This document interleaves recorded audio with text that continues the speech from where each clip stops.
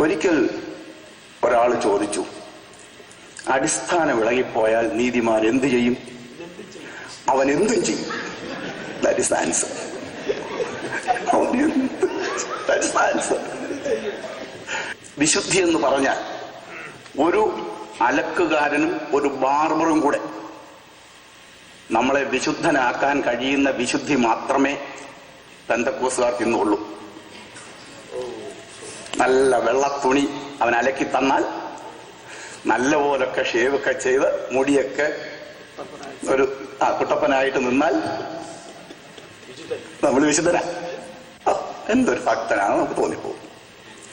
എന്നാൽ നമ്മുടെ സഭാ തലങ്ങളിലോട്ട് നമ്മൾ ചെന്ന് കയറുമ്പോൾ നമുക്ക് മനസ്സിലാക്കാൻ കഴിയും നമ്മൾ എത്രയോ ദൂരെയാണ് ആയിരിക്കുന്നത് എന്ന്.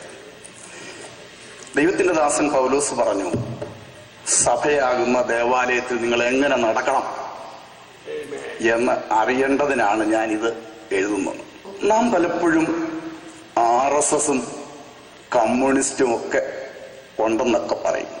എന്നാൽ പെന്തക്കോസ്ത് സഭയ്ക്കകത്ത് ഏറ്റവും കൂടുതൽ ശല്യം ഉണ്ടാക്കിയിരിക്കുന്ന പെന്തക്കോസ്തുകാരെ. ഒരിക്കൽ ഒരു ദൈവദാസൻ സഭായോഗത്തിൽ ഇങ്ങനെ സങ്കീർത്തനം വായിക്കാൻ തുടങ്ങിയപ്പോൾ ഒരുത്തൻ വിളിച്ചു പറഞ്ഞു, എടൂ വായിക്കരുത്.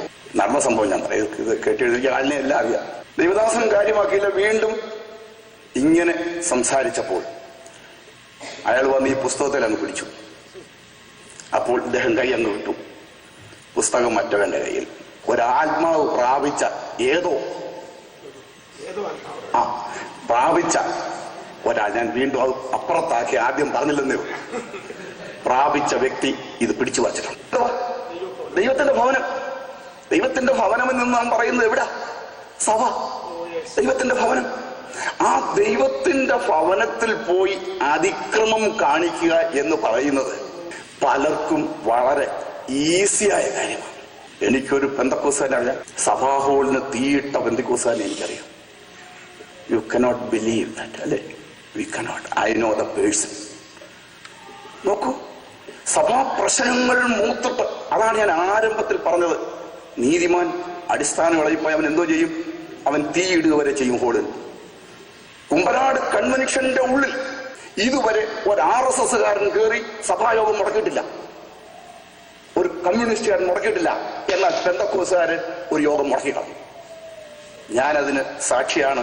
ഇവിടെ ഇരിക്കുന്ന കർത്താവിന്റെ ദാസന്മാരും അതിന് സാക്ഷിയാണ്.